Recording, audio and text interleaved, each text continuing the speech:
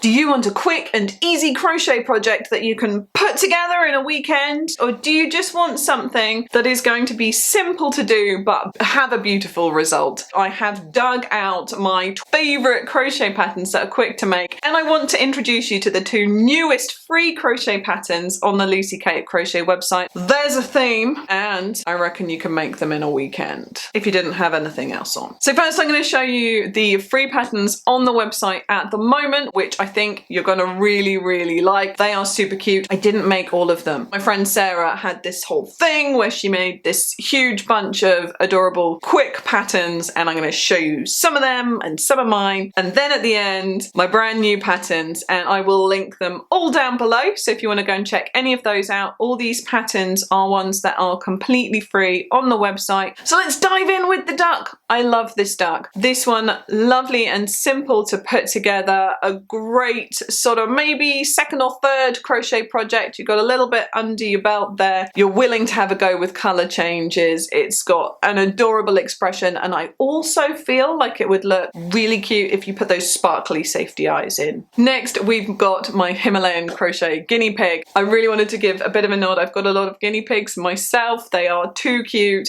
I wanted this to look like your own pet. Ideal gift for someone who has a guinea pig, and it was really quick to put together, and I think that that's just a lovely beginner friendly simple pattern there as well. Also, a lot of these are going to be in plush yarn, but he's not in plush yarn, so that is for some beginners a little bit easier to work up as well. I love this parrot. I'm going to make a couple of these parrots for my kids as their Easter presents. I'm going to make one in the colours that's shown and one like a blue and gold macaw. It's going to be adorable. I'll pop a picture up in the community post so you can see what happens when I come put those together. But super lovely quick pattern by my friend Sarah here, and yet I don't know if it's the way that she's done the color choices, but it looks so much more complicated than it actually is, which is always great and something that you're making to show off to other people or to give as a gift. Next, we've got my fluffy polar bear cub. So this is an all white pattern. Now, it is notorious that people find all black things a little bit harder to hook up, but all white, I have known a couple of people have similar issues. So if you find the brightness of just using a white yarn a bit overwhelming, then this might be one for a bit later on for you. But for anyone who's happy working in that color, this is really simple to make up. It's got a tiny bit of hand sewing, but not an awful lot, and I hugely recommend using the biggest safety eyes that you can find for this one, because it really brings out the fact that it's like a polar bear cub, you know, big cute Disney eyes, rather than just a generic polar bear, which would still be cute, right? But that's not what this is. I love this. This is the can of soup. I love a tangent, and I love a can of soup. I don't know how she got here, how she had this idea. I will ask her, but I just love this pattern, and it's so recognizable as what it is. Even if you hadn't had the brand of soup that this is nodding towards, it's so clearly a can of soup. And it's so cute, really fun. Particularly, I think this would make a great toy for a little kid that's still into kind of the shopping role play stuff as well. Really sweet one. And easy. Next up is my piglet. This has got a couple of simple color changes. Again, I think I used a cotton blend yarn for this one rather than the plush yarn. It is relatively small. Again, really nice and quick. What I'd say with this one is I'd maybe do something different with the ears than I did. I think I left my ears too upright, and to look properly like a piglet you want to tip the tops over. So I recommend that you just with your hands just rub the ears down when you're done, just to give them a little bit of a droop, or sew them on at a slight angle rather than completely upright. I can see myself in the camera here.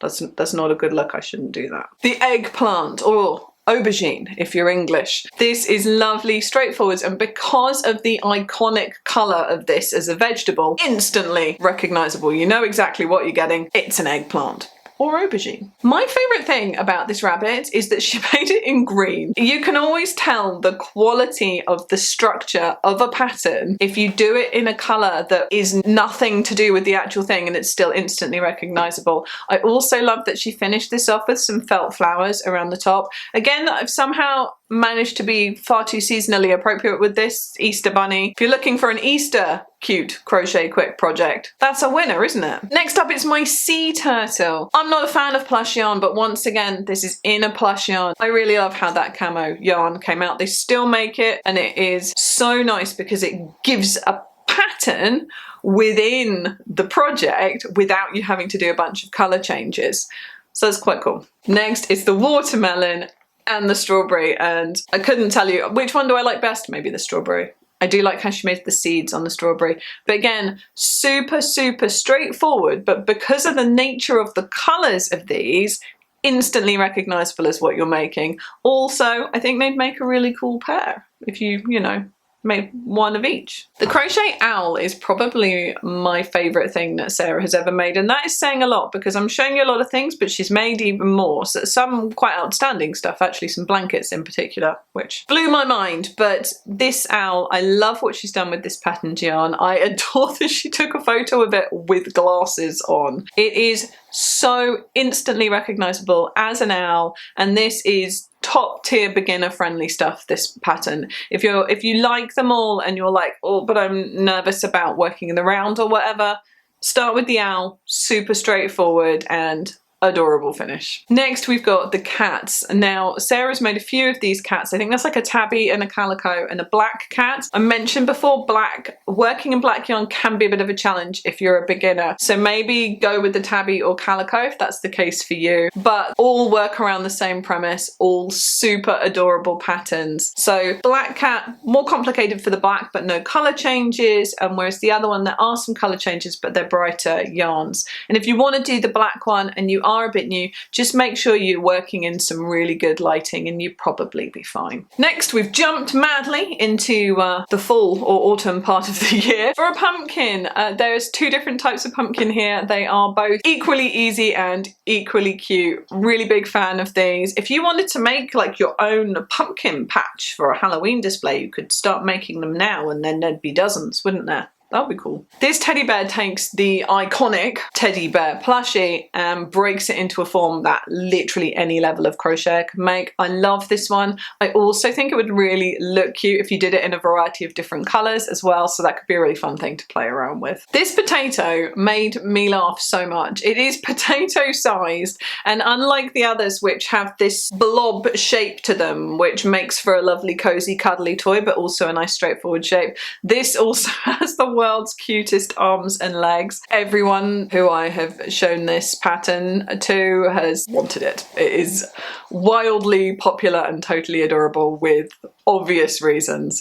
Big fan of this one. Oh, I see. I said the other one was my favorite thing she'd ever made, but this, the cactus. It's the raised bits that look like spikes, but they're not spikes and you can still hug them. And when you've got the actual cactus in your hand, how tactile those raised areas are, it's a winner. Maybe that is my favorite thing we've seen yet. Tough. Next is the chicks. I love these. But yeah, really cute. And again, you can do these in such a variety of colors. It's just really fun and Easter appropriate again. Finally, from the free patterns that have been on the site for a while, the last one is the axolotl. I love axolotls. I really want an axolotl, but I have 18 billion animals already, and at some point you have to tell yourself to be a responsible grown-up and not buy an axolotl. Probably get an axolotl, but no, yes. But in the meantime, squishy axolotl. So cute, such a vibrant colour, and again I think it just makes this instantly recognisable. And now let's have a look at the two patterns that I have just added onto the website recently. And the first one is this, and now this is my little whale. I made this using the hooks and needles yarn. So I did a review of one of their subscription boxes for them, and I'm not a pattern follower. There were patterns in it. I read them, I checked them, but I like to make my own patterns, and I really liked the yarn and I wanted to make something with it, and I thought, well, hang on, looks like it'd make a good whale. It is nice and quick. It's important to remember not to stuff this bit. So this is literally made in the same way that you would make any large amigurumi shape, but it's just unstuffed and then flattened, but it gives this kind of lower jaw bottom part of the body shape, but without you having to do anything particularly complicated, just a little bit of hand sewing. But this yarn that came with that box, I love it.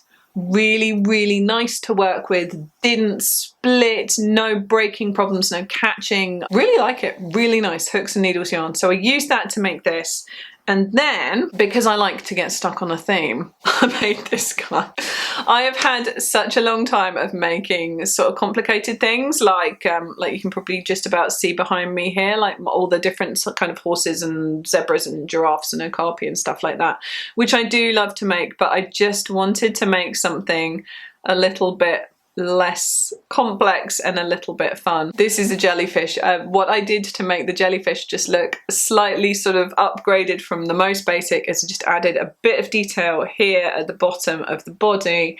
I used the two different colours for the tentacles. This is a really nice wool yarn that I've had lying around for a while. I can't remember off the top of my head what it's called, but I'll write it on the bottom in editing. And I just gave these little bits to the bottom of the eyes to give it an expression in the same way as I did to my squid.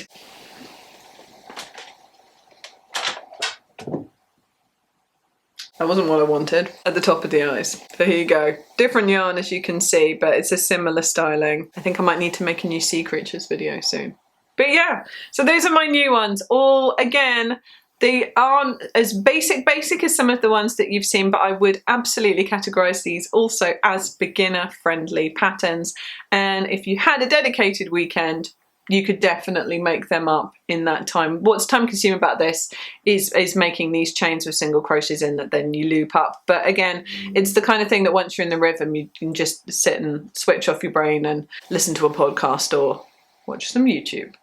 But yeah, let me know what you think. Which was your favourite? What is your favourite style for these crochet toy projects? I will always lean slightly more towards the more complicated and realistic, in inverted commas, designs. I think more like this end of the scale.